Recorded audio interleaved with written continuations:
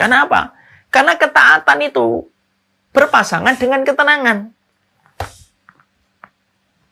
Tapi sebaliknya, kalau ada seorang suami atau istri, dia bermaksiat kepada Allah, meninggalkan ketakwaan kepada Allah, dalam urusan handphonenya, apa yang terjadi? Dia tidak akan tenang. Dia tidak akan tenang. Dia akan gelisah ketika meninggalkan handphone itu, dia akan gelisah. Mandi, kemudian langsung cepat keluar. Ketika handphonenya dipegang, cepat-cepat kemudian dia untuk mengambil kembali. Kenapa? Karena kemaksiatan pada handphone itu selalu berpasangan dengan kegelisahan.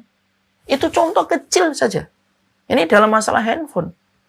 Bukan, apalagi dalam masalah ATM, masalah uang, masalah yang lainnya. Orang kalau kemudian dia bertakwa kepada Allah di hartanya, lalu dia punya ATM, ATM itu mau dibuka siapapun ketika ingin diketahui kemana transfer, dia tenang karena dia merasa tidak ada masalah.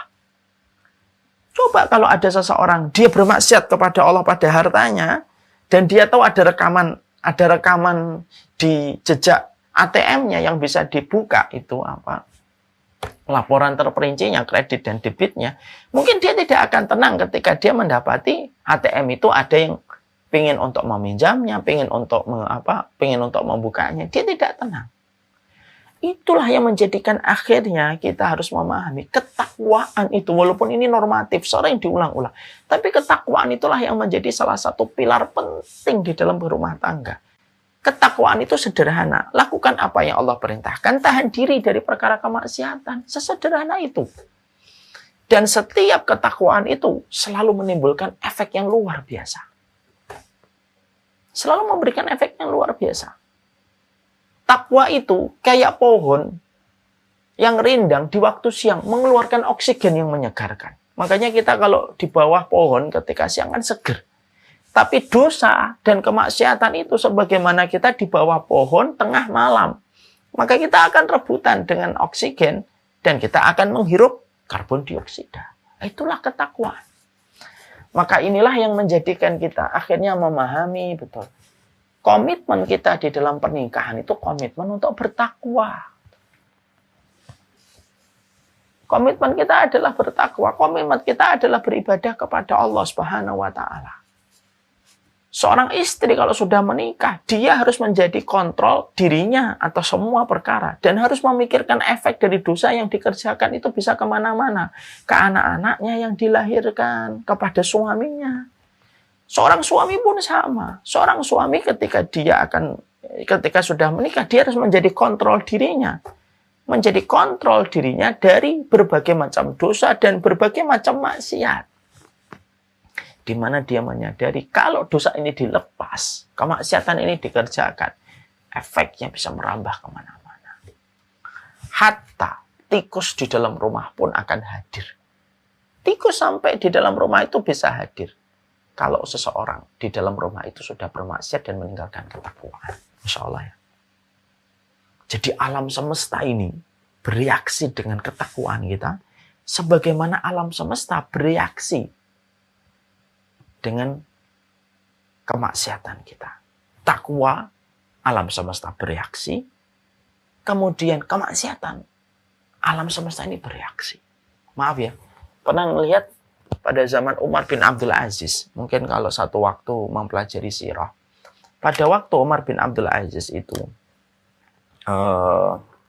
beliau menjadi khalifah, ketakwaan itu menyebar ke seluruh penduduk negeri. Saking barokahnya seorang pemimpin bernama Umar bin Abdul Aziz, itu sampai masyarakatnya dalam kecukupan. Lalu, sampai singa, sampai serigala pun tidak menerkam kambing. Jadi pada waktu Umar bin Abdul Aziz itu memerintah dan menjadi khalifah, Masya Allah ya. Lalu sampai serigala-serigala itu tidak menerkam kambing. Makanya ada sebuah kisah nyata ketika pada satu waktu ada pemburu di tengah padang pasir. Pada malam dia melihat serigala menerkam kambing lagi. Dia lalu berkata, apa yang terjadi di malam ini? Sampai saya mendapati serigala yang asalnya tidak menerkam kambing, akhirnya menerkam kembali kambing. Ternyata paginya terdengar sebuah berita, tadi malam Umar bin Abdul Aziz mangkat dan wafat. Masya Allah ya, sampai seluruh negeri saja bereaksi dengan ketakwaan, apalagi keluarga. Itu yang pengen saya sampaikan. Jadi ketakwaannya seorang bapak itu sangat mempengaruhi keluarga. Ketakwaannya seorang wanita itu mempengaruhi seluruh keluarga. Kemaksiatannya juga mempengaruhi. Dan sekali lagi, ketakwaan itu pasangannya pada ketenangan. Kemaksiatan itu pasangannya pada kegelisahan. Nah inilah yang menjadikan kita akhirnya memahamkan gitu ya. Di dalam kajian kita yang paling penting pada kesempatan hari ini adalah bagaimana pada perkara inilah yang menjadikan kita harus kembali berkomitmen kepada diri kita masing-masing. Dan tidak perlu kita mencari kambing hitam. Saya sih lihat istri saya, kalau istri saya taat ya saya taat. Takwa itu bukan urusan menunggu. Dan banyak istri yang mereka berkata, saya sih tergantung suami, kalau suaminya bertakwa saya juga bertakwa. Takwa itu bukan urusan kita menunggu kapan bis datang pada halte yang kita sedang berdiri. Takwa itu urusan dimulai dari diri kita. Kalau istri mendapati suaminya belum bertakwa, mulai dari dirinya. Mungkin efeknya nanti mengenai kepada suaminya. Satu waktu. Lalu suaminya akan tersentuh dengan ketakwaan seorang istri. Yang dia lihat setiap waktu, setiap harinya itu akhirnya menjadi tetesan air yang menghancurkan kerasnya hati seorang suami. Karena apa? Dilihatin terus bagaimana ketakwaan istrinya. Suami apalagi, lebih dominan lagi. Takwanya seorang suami sangat berpengaruh kepada ketakwaan pada keluarga itu. Dan ketakwaan itu tidak urusan menunggu. Saya nunggu suami saya taat, Ustaz. Kalau dia nggak taat, mas saya ya gini-gini aja. Takwa itu tidak urusan menunggu. Takwa itu urusan bagaimana kita memulai. Karena tahu pasangan dari ketakwaan itu akan melahirkan sebuah ketenangan. Nah ini pula yang menjadikan akhirnya kalau kita mempelajari hari ini, ya Allah, kita akhirnya menyadari, ya Allah, keluarga saya kok belum menjalankan amanah ketakwaan. Ya, mungkin inilah saatnya bagi kita. Kita bertobat, kita ngambil wudhu. Ayo kita ambil wudhu. Kita ambil wudhu sama istri kita, sama suami kita. Gitu. Yuk kita ambil air wudhu yuk. Kita tobat sama Allah atas kelalaian ibadah kita. Atas kelalaian ketaatan kita. Atas kelalaian sunnahnya kita. Gitu.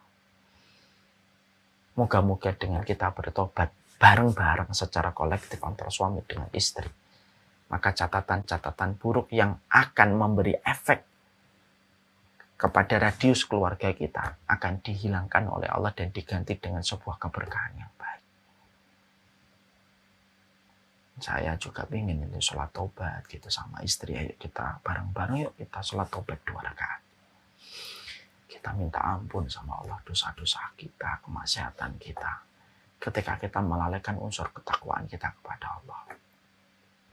Makanya kalau dalam penjelasan banyak ustadz yang sering diulang-ulang itu biasanya di sini Allah, di sini suami, di sini istri, di sininya Allah. Semakin mereka mendekat kepada Allah, ya semakin mereka mudah ketemu. Semakin mereka menjauh dari Allah, ya semakin mereka hatinya dijauhkan. Kan penjelasan itu sering kita dapatkan dari banyak ustadz, ya? Dan saya juga sering melihat para ustadz menjelaskan sesederhana itu. Allah di tengah.